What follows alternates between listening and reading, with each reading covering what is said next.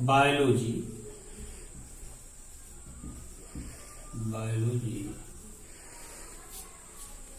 आज का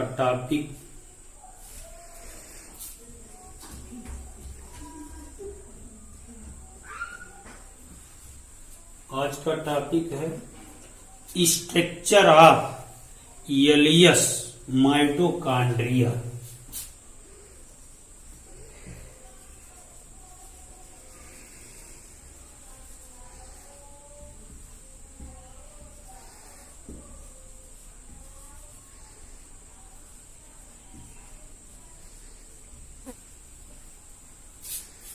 जिसे हम अनुदैर्घ्य माइटोकॉन्ड्रिया कहते हैं। एलियस का पूरा नाम एलियस बराबर longitudinal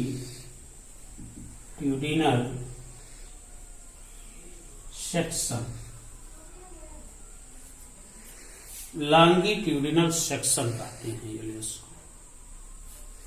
mitochondria Greek word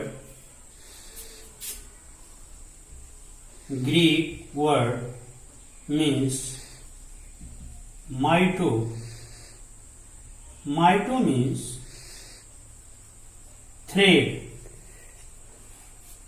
thread means धागा होता है। कॉन्ड्रियन बराबर ग्रेन्युलस, कॉन्ड्रियन इक्वल ग्रेन्युलस, जिसे हम कण कहते हैं। ग्रेन्यूल्स मीन्स कण होता है।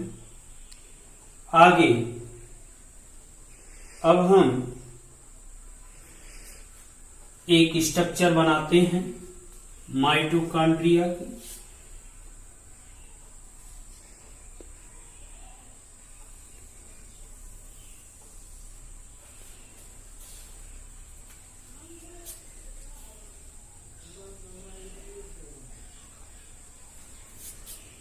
जो अंडाकार के रूप में पाया जाता है।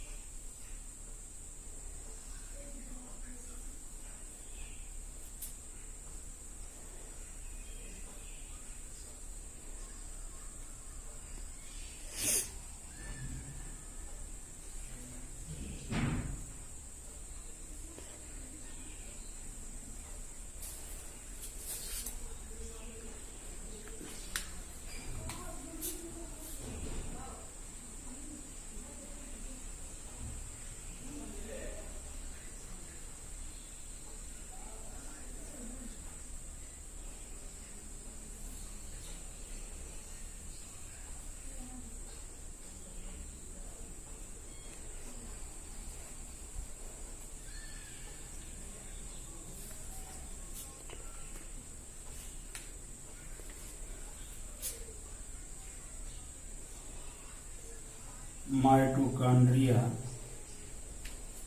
में क्रिस्टी अनेक पाए जाते हैं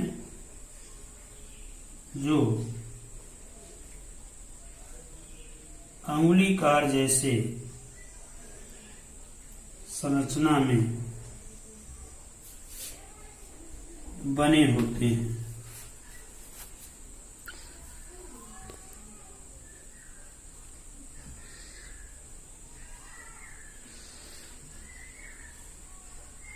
क्रिस्टी पर अनेक छोटे छोटे गुम्मद के आकार की संरचना पाई जाती है जिसे ऑक्सीसोम कहते हैं। यह है ऑक्सीसोम। माइटोकॉन्ड्रिया में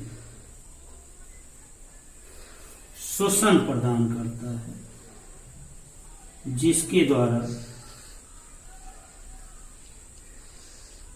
ऑक्सीसोम गैस को खींच करके क्रिस्टी में ले जाता है तथा क्रिस्टी पूरे माइटोकॉन्ड्रिया में ऑक्सीजन को सप्लाई करता है। इसके बाद इसके अंदर कई पदार्थ पाए जाते हैं। माइटोकॉन्ड्रिया में मैट्रिक्स भरे होते हैं जो माइटोकॉन्ड्रिया को पोषक तत्व प्रदान करते हैं। माइटोकॉन्ड्रिया दो लेयरों से बनता है। पहले लेयर को आउटर लेयर कहते हैं तथा दूसरे लेयर को इनर लेयर कहते हैं।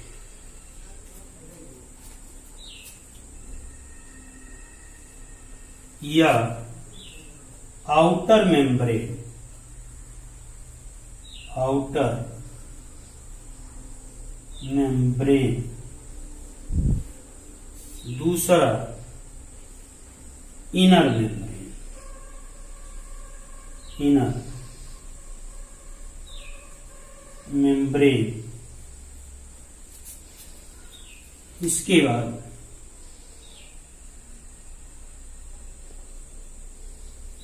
क्रिस्टी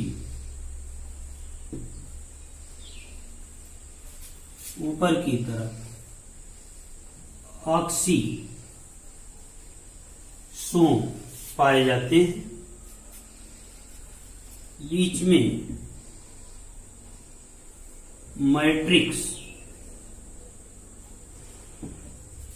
मैट्रिक्स भरे होते हैं और किनारे किनारे पर राइबोसोम के कण भी पाए जाते हैं। राइबोसोम के कण जगह जगह पे भरे होते हैं।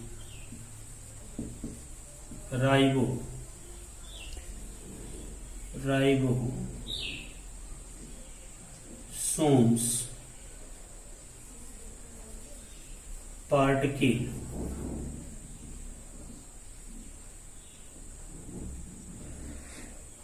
राइबोसोम पार्टिकल बीच में डीएनए पाया जाता है।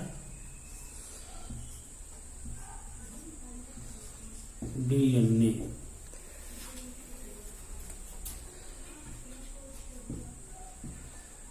इस प्रकार से माइटोकॉन्ड्रिया के कोशिकांग होते हैं। किनारे पर इंक्लूजन भी पाए जाते हैं।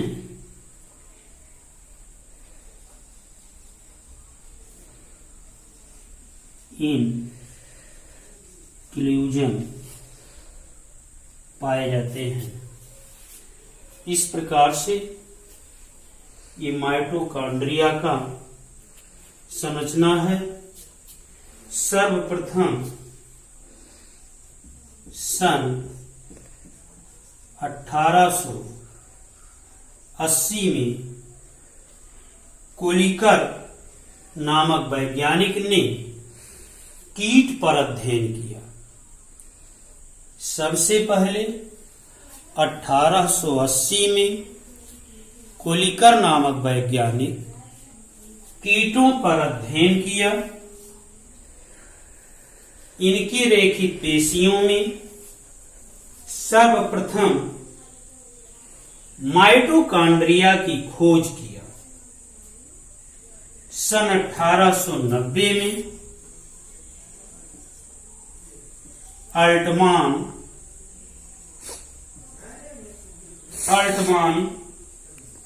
नामक वैज्ञानिक ने कोशिकाओं में माइटोकॉन्ड्रिया का उल्लेख किया।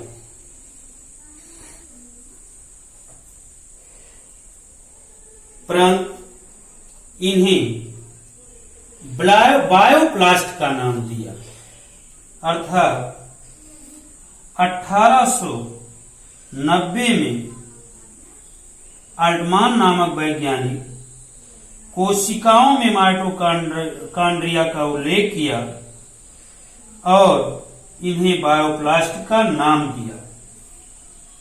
तीसरा वैज्ञानिक सी बैंडा हैं, जिन्होंने सी बैंडा 1897 में सर्वप्रथम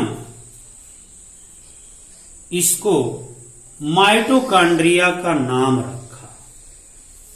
1897 में सी बैंडा नामक वैज्ञानिक माइटोकॉन्ड्रिया का नाम दिया। इस प्रकार माइटोकॉन्ड्रिया के बारे में 3 वैज्ञानिकों ने अपना अपना उल्लेख किया। सबसे पहले माइटोकॉन्ड्रिया में आउटर मेम्ब्रेन पाया जाता है, जिसे हम बाहरी झिल्ली कहते हैं। यह माइटोकॉन्ड्रिया को सुरक्षा प्रदान करता है। इसके अंदर एक और झिल्ली पाई जाती है, जिसे इनर मेम्ब्रेन कहते हैं, आंतरिक झिल्ली कहते हैं। इन्हीं आंतरिक झिल्लियों से छोटे छोटे अंगुलीकार जैसी संरचना जुड़ी होती है, जिसे क्रिस्टी कहते हैं।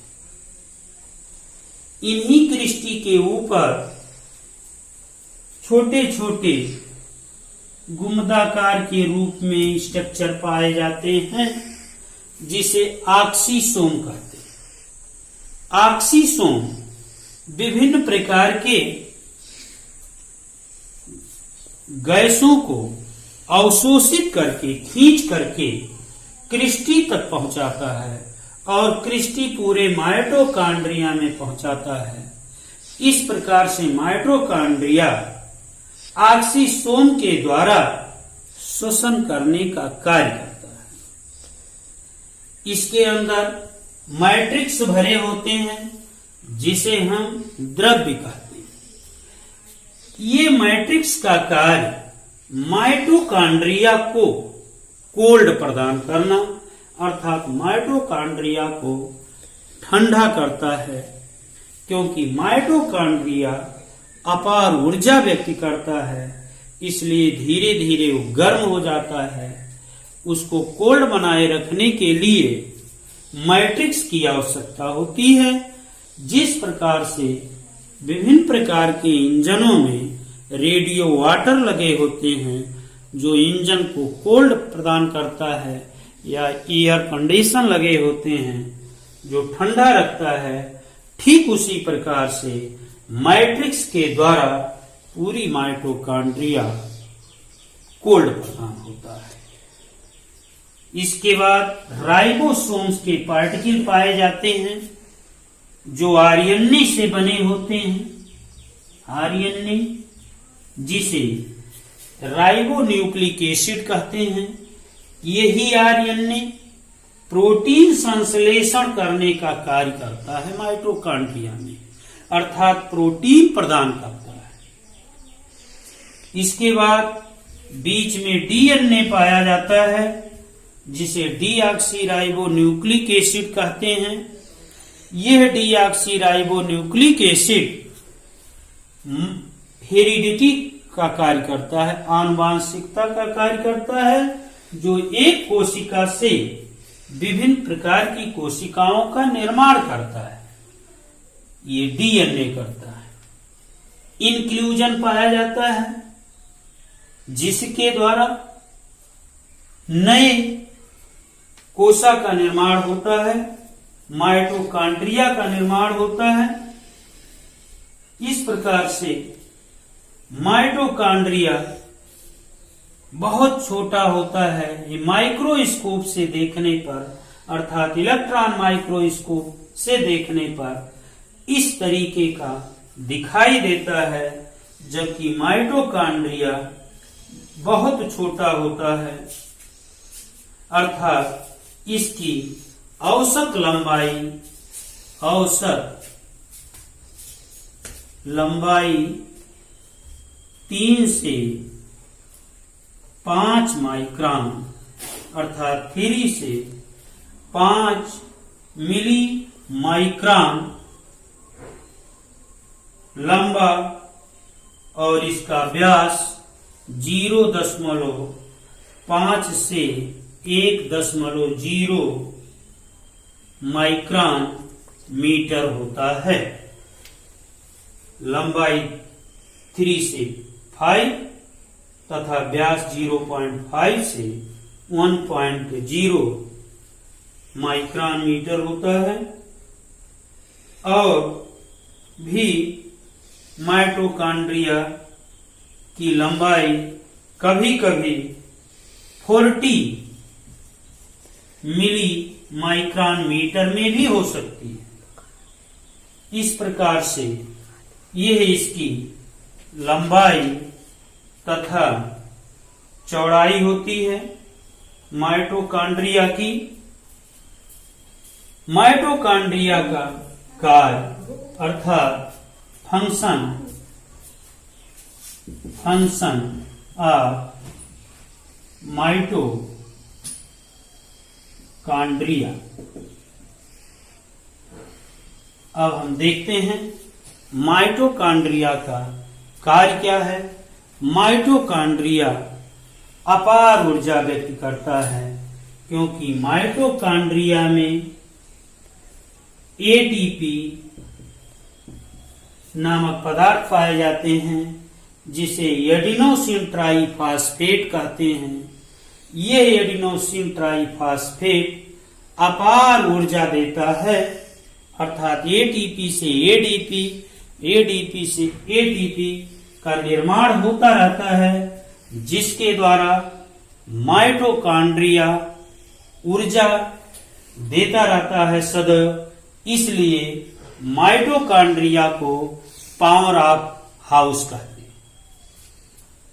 दूसरा कार्य, माइटोकॉन्ड्रिया जंक तथा पादप दोनों की कोशिका में पाया जाता है, क्योंकि यह जंतुओं में भी ऊर्जा प्रदान करता है तथा पौधों में भी यह ऊर्जा प्रदान करता है। माइटोकॉन्ड्रिया को स्वायत्त अर्थात सेल्फ ऑर्गेनेल्स स्वयं वितरित होने वाली कोशिका माना जाता है, अर्थात इसमें माइटोकॉन्ड्रिया में प्रोटीन की कुछ मात्रा पाई जाती है। प्रोटीन बराबर 65 से 70% प्रोटीन, फास्फोलिपिड की भी मात्रा होती है। फास्फोलिपिड्स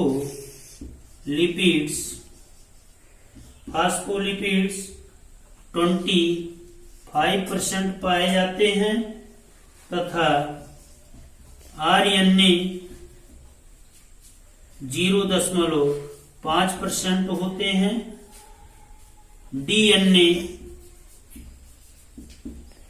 सम क्वांटिटी क्वांटिटी कुछ मात्रा में पाए जाते हैं। इस प्रकार से इसमें प्रोटीन, फास्फोलिपिड, डीएनए, आरएनए उपस्थित होता है माइटोकॉन्ड्रिया में। माइटोकॉन्ड्रिया में डीएनए उपस्थित होने के कारण ये सेल रेप्लिकेशन करने का कार्य करता है। इस प्रकार से माइटोकॉन्ड्रिया एक महत्वपूर्ण कोशिका का कोशिकांग होता है।